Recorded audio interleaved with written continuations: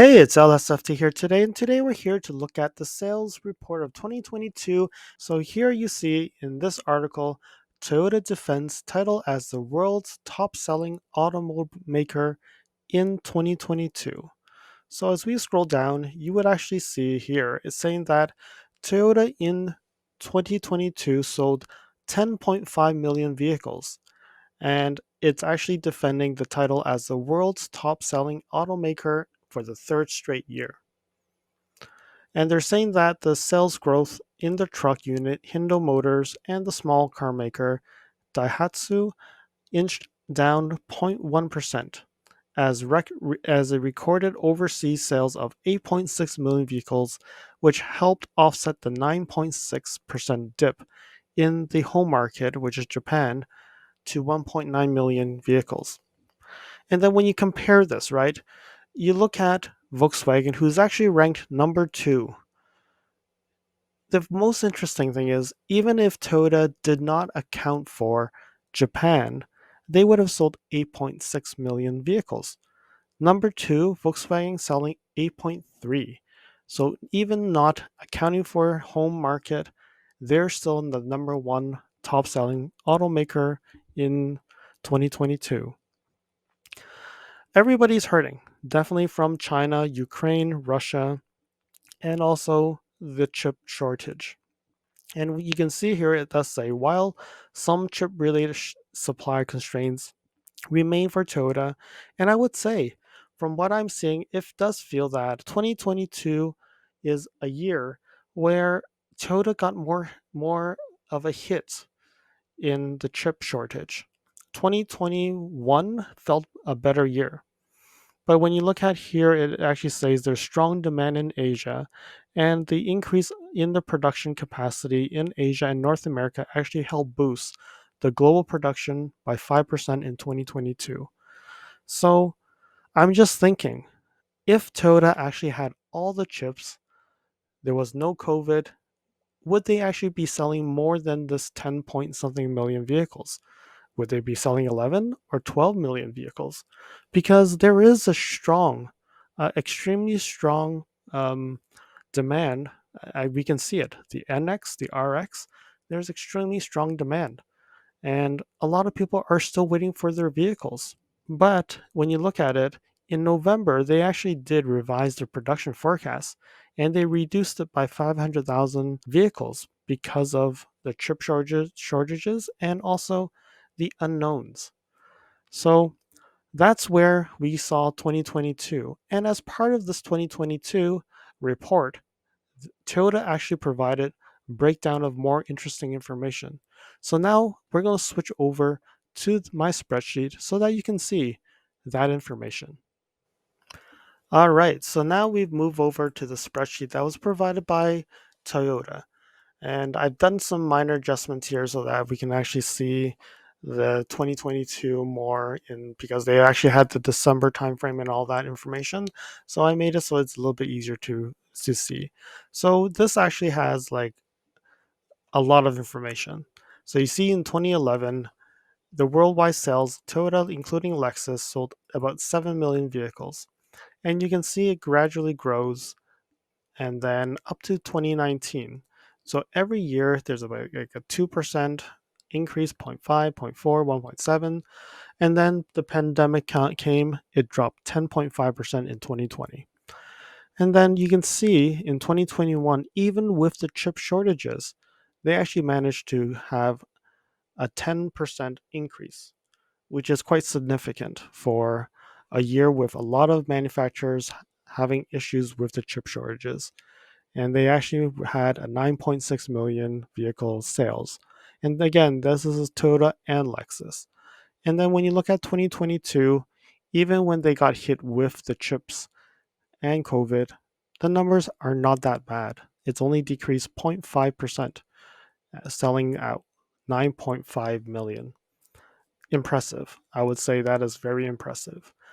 And then when you look at here, the sales inside Japan of Toyota Lexus is 1.28 million or 29, and outside of Japan is 8.27, almost 8.3 million, which is an increase of 1.7%.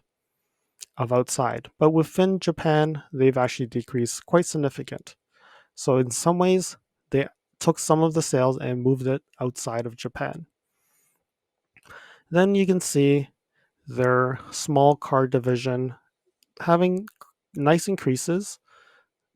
4.5 and 5.6 also got hurt in 2020 when the pandemic year, but if you look at outside, they've also did a nice increase. And then Hindo, the truck, it actually is dropped in Japan, and worldwide sales has dropped 3.4%, and it's not that significant. And then when you look at worldwide sales, it only dropped 0.1%, which is very, very close. Maybe if they actually worked an extra day in selling vehicles, they would have been able to sell the difference. But you can see from overall, this is this is the big year where they actually made increase. I believe this is where they had issues in Japan, and then you can see the 2.4, 2.5. There's a decreased year 2015, and gradually going up, and then 2020 it went down, and then 2021 10% increase, and only 0.1 decrease in 2022 is a very good year for Toyota and Lexus as a whole company. Now we move over to sales of each region. So this is another sheet where they have information about every country or every region where they sell Toyota and Lexus vehicles. So this is only Toyota Lexus. There's no other division here. So you can see here in United States. I think we'll just focus on the last few years here. So 2019, 2020, 2.1 million in the US. 2021, they actually did an increase of 2 to 2.3 million, increase of 10.4%. And in 2022, it's actually decreased about the same and going back to 2020 timeframe. And then when you look at Canada, same thing. It went up 17.7% in 2021 compared to 2020, and it went down 11%. But it's just a shy over 200,000 vehicles. And in Mexico, their sales have actually decreased a lot from 2019 to 2020 and actually has maintained the sales numbers in 2022. So, I'm assuming this is Latin, the small countries in below Mexico, and you're talking about 38,000, so like Caribbeans and all that. Then Latin America, looking at it, it actually has a nice significant increase of 23.2%, even in 2022. In Europe, it actually went up 0.1%. But if, and this is a big if, you can see that Russia, they actually sold 119,000 vehicles. And you can see that they stopped operations and suspended everything in March. And so they've sold 21,000 vehicles in the first 3 months. And you can see that's where the minus 81.6% is what actually hurt the Europe numbers. Because if you look at it, they've only gone under 5,000 vehicles from 2021 to 2022, and UK numbers are only a shy of a few hundred units. So there is an increase, but because of Russia, there is a decrease. And you can see here in Italy, it's up 20%, and in Spain, it's up 24.7%, which is quite nice. One thing that I would say is I really hope that they actually show Lexus only so we can actually see these numbers in the luxury market. But unfortunately, it's not that easy to see. They put everything together. So it's almost like numbers. You need to get all the numbers of Toyota sales and then be able to break this down. And then when you look at Asia, it's up 6%, which is quite good. Where it is bad as Pakistan is down 18.3%. Korea is down 14.5%. And let's see, China, which includes Hong Kong, is down 0.2. So not a lot, but they've been able to maintain Asia at 6%. What hurt the most is Japan. You can see that the sales are down as because of tight supply and the spread of COVID-19 in production. So in some ways, Toyota has actually decreased the sales in Japan so that they can sell it to other places in the world. And one thing that you would notice here is Australia is actually up 2.2%. And then the Middle East is up 18.4, Africa is up 5.3, and something wrong here. But overall, when you look at it, it's down 0.5%, and sales outside of Japan is up 1.7%. So, not a bad year for Toyota at all. So, now let's look at production. I'm not going to spend too much time on this tab because the next tab is actually broken down by region. So, I'm just going to go through the Toyota and Lexus ones here. So, you can see worldwide production. In the past few years, you can see 2019 is 9 million roughly, and then pandemic hits 7.9. It has increased in 2021 to 8.5 million, and now in 2022, production has increased to 9 million. And you can see here production inside of Japan has actually decreased 7.7. It's actually been decreasing over the years. But when you look at outside of Japan, um, other than the first year of the pandemic, it has actually increased 14% in 2021 and 6.3 million, 11.7% in 2022, which is significantly more. So now let's flip over to the production by region. So that gives you a little bit more interesting numbers here. So I'm just going to move over here so that we can see the last few years. So North America, so the US plants for Toyota Lexus. 2019, 1.2 million almost, but you can see 2020, the pandemic year, decreased to 1 million. And then 2021, it's gone back to 1.1. In 2022, 1.129, which is a shy, not that much difference when you look at the US. It does say that despite the impact of the supplies, shortages, and the production was up year over year. And you can see here it has actually gone up. And the reason it's gone up is because Canada and Mexico has gone up in production, even though the US has gone down a bit, but it's still not that of a difference. And then when you look at Latin America, these are mostly Toyota plants, and Europe is also all Toyota plants because Lexus are only built in the US, Canada, and in Japan. So you can see here in Latin America, it's gone up. In Europe, has also gone up. And then in Asia, you can see has gone up quite significant. And that is Thailand is doing quite well. Indonesia has gone up as well. And China has also gone up in production. In reality, every plant has actually gone up, but you can see there are some significant ones. In Japan is the different story. And I think that is where the biggest things that we're seeing. Because when you look at the RX, the good thing is the RX 350, 350H, and the RX 500H are all made in Canada. So the impact of Japan is less, but there are supplies that will probably be impacting.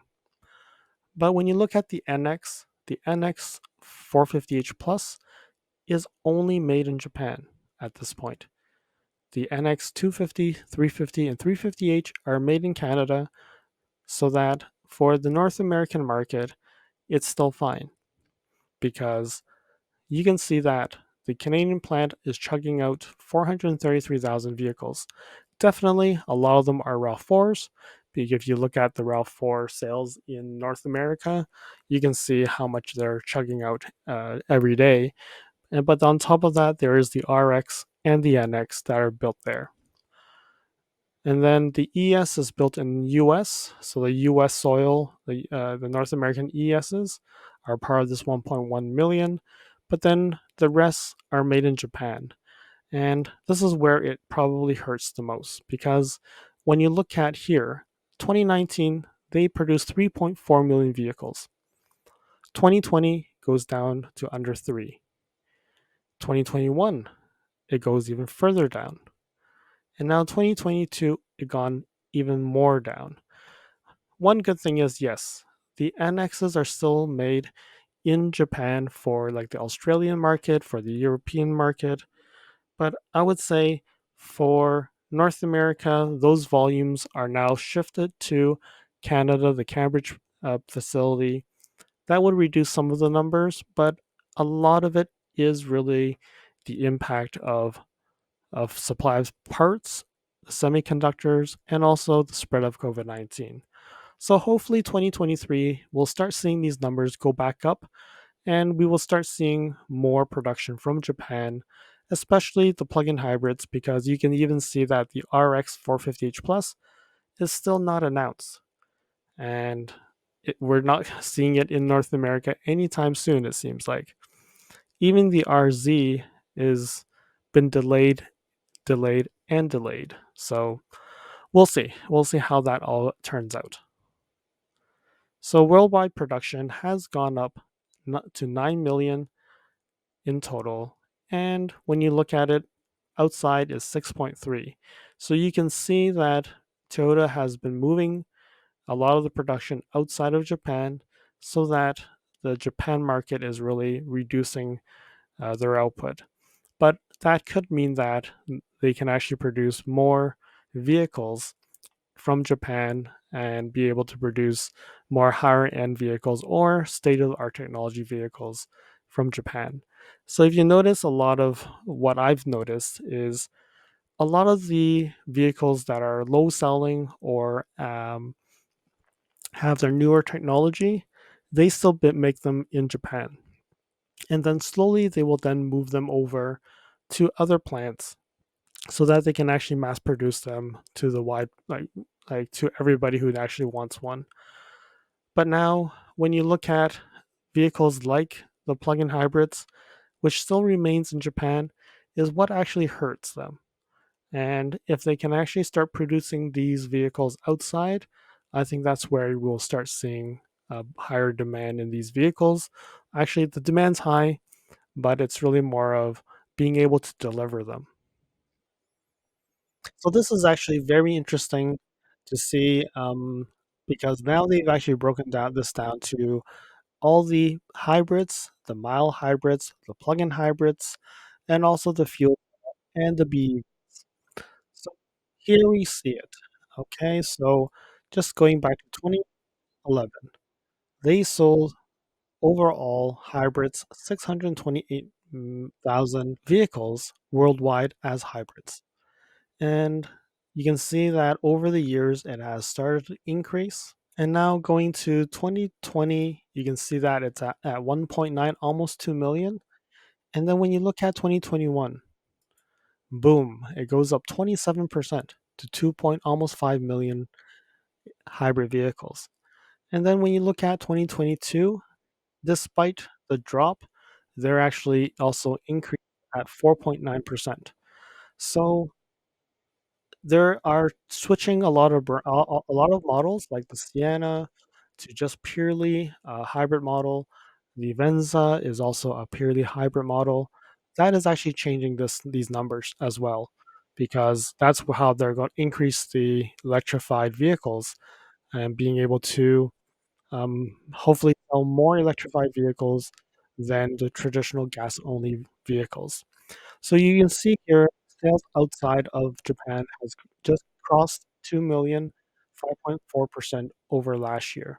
So you can see mild hybrids. I don't know what Toyota vehicle actually has mild hybrids. I'm not sure if there's one in North America. If you know, please leave in the comments below. What is the mild hybrid that they're selling? They sold about 4,020 of those mild hybrids. And then when we go down here, the plug-in hybrids. So this is In North America, it's limited. There are some other plug-in hybrids that are available in around the world, but we all know that the RAV4 Prime, the Prius Prime, there is also the NX 450 Plus, and the RX 450 Plus outside of, I would say, North America. These are the plug-in hybrids, and I know there's a Harrier plug-in hybrid, and I don't know what other models are out there with by Toyota and Lexus. And when you look at it, they sold 90,346. And it's a little bit sad because I know that they've been trying very hard. You look at it, in 2020, they had 48,000. Even before the pandemic, they were at 56,524 units. But 2021 was actually a very good year. They actually produced 111,000 plug-in hybrids. 2022, they couldn't manage. I think a lot of it is related to the semiconductors. It's down almost 20% to 90,000 units. I'm pleased that I'm one of those because I did pick up my NX in 2022 and it's produced in 2022.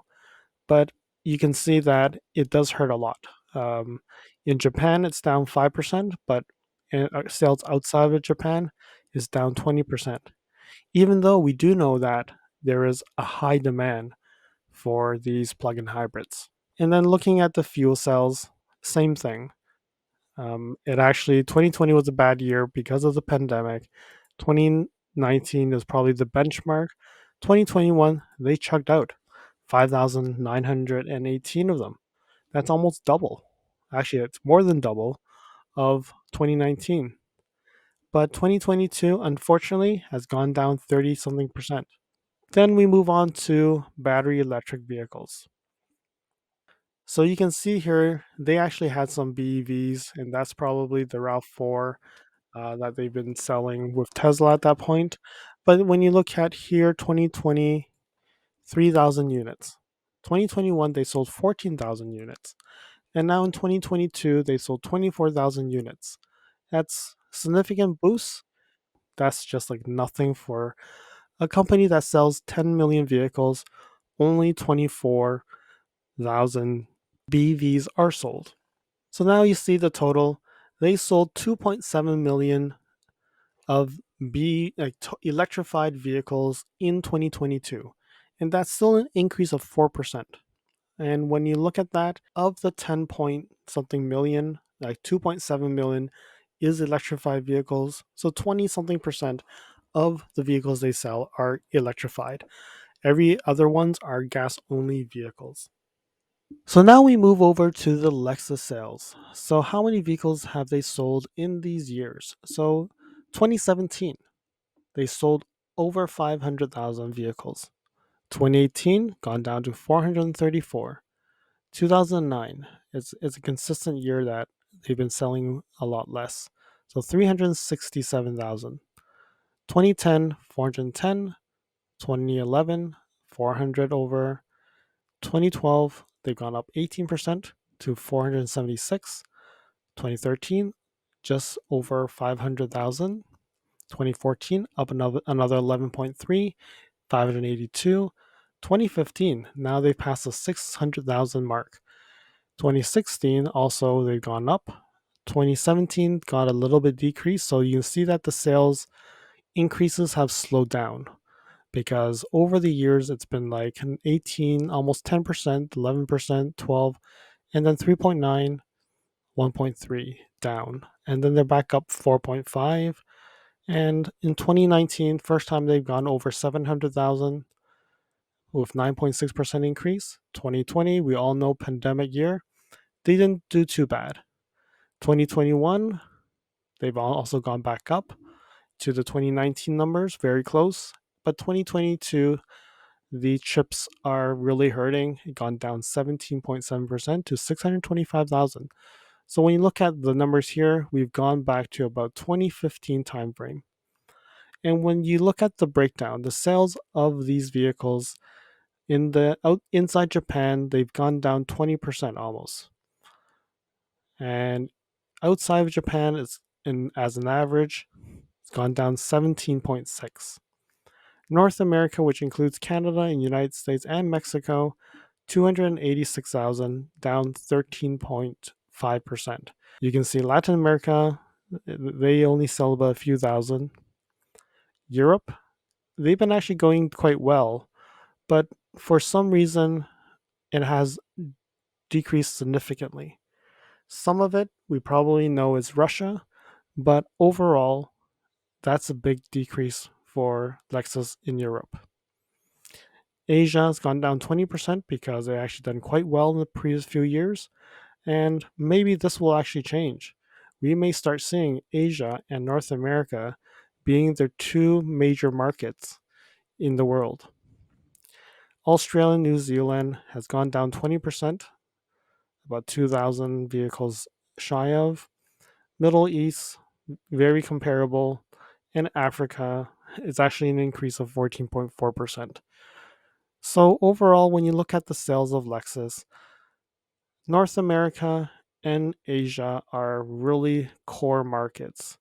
Europe, they're still struggling Europe to actually get a good place to be able to actually get more sales, but hopefully that will change when BEVs and other vehicles are available. Because I think a lot of their vehicles are larger, and probably in Europe they would like to have the smaller vehicles like the UX, like the CT, which they actually have removed, and hopefully they'll have some more dedicated vehicles so that it will actually work in Europe. But overall, 2022 is not a very good year for Lexus. You do see a decrease of 17.7%, which is, I would say, it hurts their books. But hopefully, they will actually recover more in 2023. But when you compare Lexus to other brands like Acura and all that, I think they've done quite well. But if you compare it to like the Mercedes, the BMWs, I think they still need to have to do some homework. But overall, they still haven't done too bad. And hopefully, when electrification comes, they will have more plug in hybrids, and more BEVs available for most of you potential buyers. So now we go over to UK. And this is actually something that I found on the Lexus press release. They have the 2022 sales for the breakdown of the models in UK. So you can see here, December 2022 year to date. So the ES, they sold 1,185 units. And the RC, they only sold 12 units. The UX, the smallest of the SUVs, they sold 3,178 units. And the UX Electric, the BEV, they sold 391. So hopefully this number will increase because the 2023 model, they have a bigger battery, and hopefully the range would be actually much better for some of you folks, and you would probably are interested in this small little vehicle. And then we look at the NX. So this is the NX hybrid because I believe they don't sell the gas only version in UK, and it's 1,800 units. The plug-in hybrid, they sold 1,576 units in 2022. The RX, they sold 1,928. The RXL, they sold 574. LC, they sold 48. And the LS, they sold 10. So these are the numbers that they actually have here, which is since they've launched. Since 1990 to 2021, these are all the numbers that they've sold. And it's quite interesting that the ES, they've only sold 3,558. And December, 2022, they sold a big amount of those already. But the LS, you can see, they sold a lot of LSs, but only 10 in 1 year. It's quite sad. And now when you look at it, they sold about 10,675 units, which is 2% of market share in UK. Thank you for watching. If you like this video, please comment, like, and share this video. If you'd like to see more videos like this, you can subscribe to my channel and press that alert button to get notified when new videos are posted. If you'd like to support the channel, you can definitely provide a super thanks. I'll see you guys again next time in the next video.